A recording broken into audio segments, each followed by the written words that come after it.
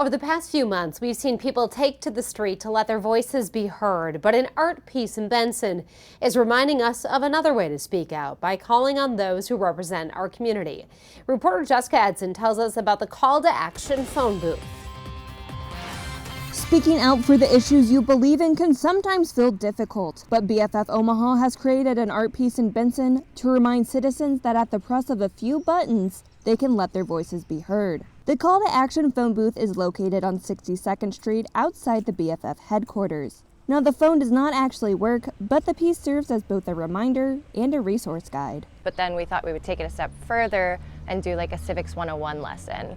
So you can learn about how our government works and who does what, so then you know who to contact with what issues you have. A guide offers information about the legislative process and some information about bills that will be coming up in Nebraska soon, as well as a script on what you can say to some of those representatives when you do call them on the phone. I think for the younger generation, it is super intimidating.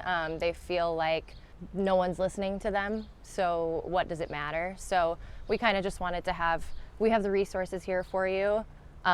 You can use them or also just use it as a reminder to do something and make your voice be heard.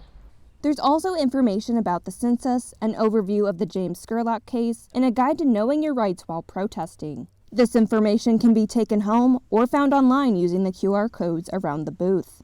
While the phone is not operational, BFF says they are looking for a sponsor to help design a system that will help those without a phone use the booth to make calls to representatives. And you may be seeing more of these booths pop up in other cities. I guess Raleigh, North Carolina, someone reached out and wanted us to help them make a phone booth. So I don't know how that'll work, but we'd love to help. So we'll see how it goes. Jessica Edson, 3 News Now. And you can see more of the resources available at the booth at bffomaha.org.